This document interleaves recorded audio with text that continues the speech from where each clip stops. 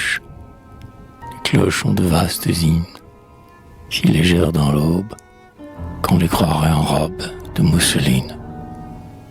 Robe des cloches balancées, cloches en joie et qui épanchent une musique blanche. Ne sont-ce pas des mariés ou des premières communiantes qui chantent? Chaque cloche s'ébranle à son tour. Elle sort de sa tour, robe de mousseline, son en marche qui n'est pas sûre, mais doucement chemine, puis son hardi s'accélère, dans la nouveauté de l'azur, dans le soin d'ici est faite pour lui plaire. Toutes les cloches s'agglomèrent, comme des communiantes, lentes et rayonnantes, dans leur blancheur qui font une clarté lunaire. Tant de cloches, il y en a qui doucement prient, leur chant ont l'air d'Ave Maria, psalmodie à des orgues fleuris. D'autres passent, se survivant, on dirait le sillage dans le vent de quelques signes en voyage. Car les cloches en voyageant à travers l'aube n'épanchent qu'une musique blanche. Oh, les douces cloches neigeant, sont-ce les fleurs d'un verger où l'avril irradie? Peut-être aussi qu'il a neigé des hosties. C'est toute une blancheur qui tombe en ouatant son bruit. Et n'est-ce pas la colombe du Saint-Esprit, planement de colombes, qui, pour récompenser les âmes de leurs ailes, laisse échoir dans chacune un écho de ses ailes?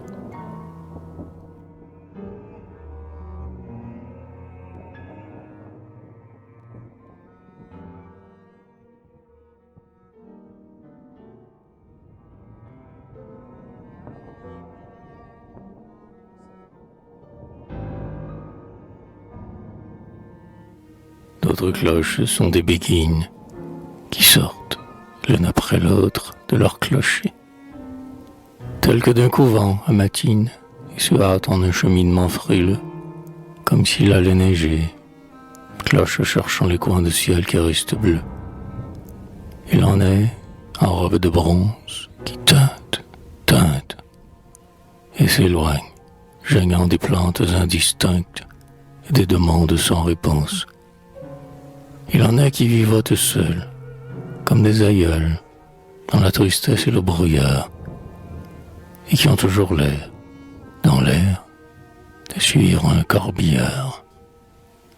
D'autres encore sont des cloches épiscopales, qui, dans les brumes pâles, ont le mépris des carillons légers, trop frivoles vraiment trop passagers. Et, pour les absorber, elles font violence, en un grand tintement final, à l'heure qui tremble d'avoir mal et frappe comme un coup de crosse le silence.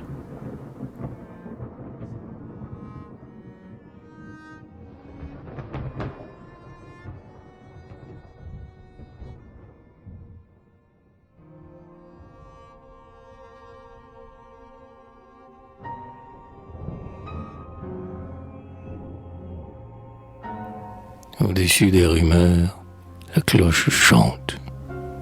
Écoute, parmi l'isolement, on la voit comme à nu. Son de l'éternité tout à coup reconnue. Mon âme a mérité la cloche et l'entend toute, puisqu'en elle a cessé la vie et son bruit vain. Récompense pour l'âme en paix qui la recueille. Autant de musique qu'on a les feuilles à feuilles. Car, tandis qu'on l'écoute, on redevient divin.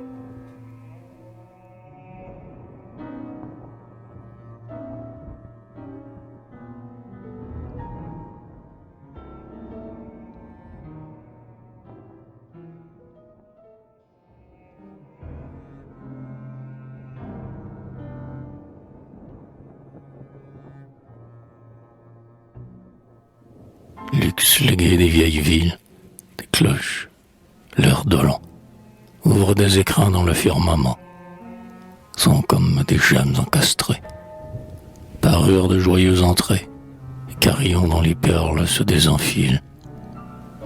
Allègres tintements qui sont de l'or torrentiel ou de vivaces diamants allumant leurs facettes sur le velours d'un bleu fané du ciel. Les cloches vides des cassettes dont un temps scintillant averse le trésor. Nos angélus, tocsin aux sonneries. Ce sont, dans l'heure du soir, de ruisselantes pierreries, s'évadant dans ne sait quel diadème d'or, couronne de musique au front des clochers noirs.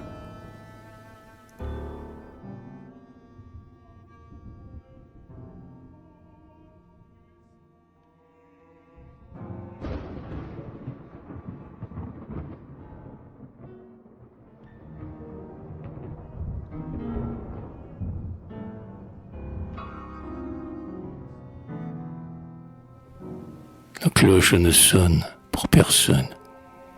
Vieille cloche dans son beffroi, la cloche a peur, la cloche a froid, et c'est son semble aller à l'eau du cadran qui, sur la tour, hante, comme un clair de lune qui chante.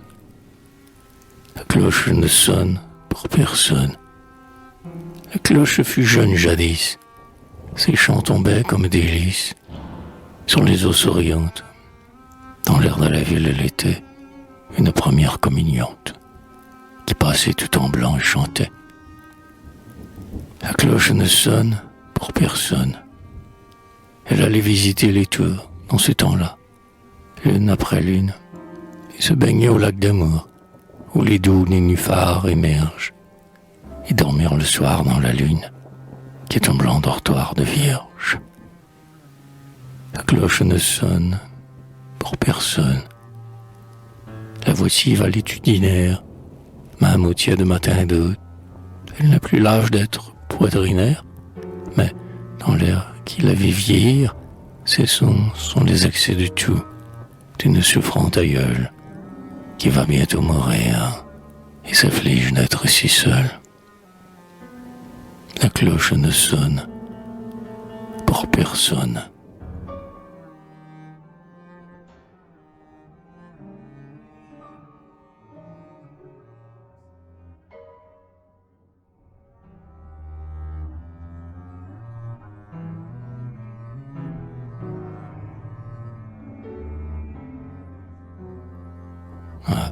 Ces cloches et cette pluie qui se sont obstinées toute la journée et sur mon âme ensemble appuient.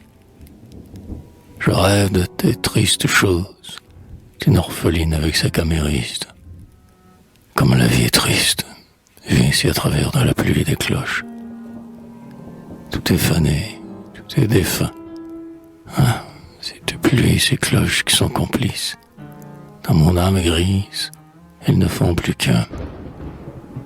La cloche décroît, tandis que s'accroît la pluie fine. Et dans mon âme, alors, on dirait qu'il pleuvine, en gouttes de son froid.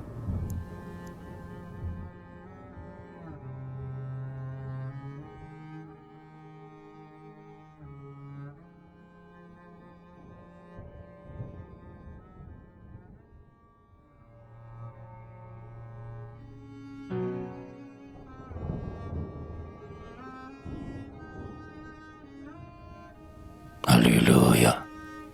Cloche de Pâques. C'est fini la semaine en larmes, le tombeau du vendredi saint, et le crucifix saint de Violette de Parme, et le planchon avec ses chants élégiaques. Alléluia. Cloche de Pâques. Les cloches moururent un peu, étaient soucies d'un coup de lance, comme leur Dieu. Elles avaient dormi 3 jours, au tombeau du silence. Chacune s'éveille à son tour, combien faible, combien pâlie, d'avoir été ensevelie. Et, comme d'un sépulcre, elle sort de sa tour. Toute chante, ressuscitée, et l'aube en est plus argentée à la place dans l'air où leur vol s'appuya. Cloche de Pâques. Alléluia. Elle semble en robe blanche, cloche qui son dimanche Même seuls les vieux clochers ont l'air d'avoir mis des tulles légers sur leurs jupes de bronze opaque. Alléluia, cloche de Pâques.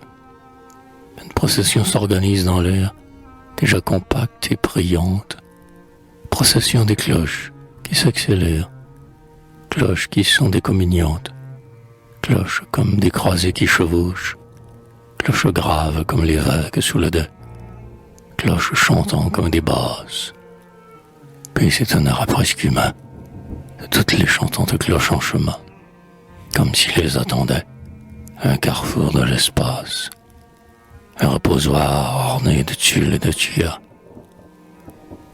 Cloche de Pâques, alléluia. Ces cloches dans l'air balancées sont nos robes d'enfants recommencées. Toutes les candeurs que nous avons eues, mortes et ressuscitées, comme Jésus. Voilà, notre vie ainsi ébruitée. C'est le passé déjà si vague qui s'en revient, qui se rapproche.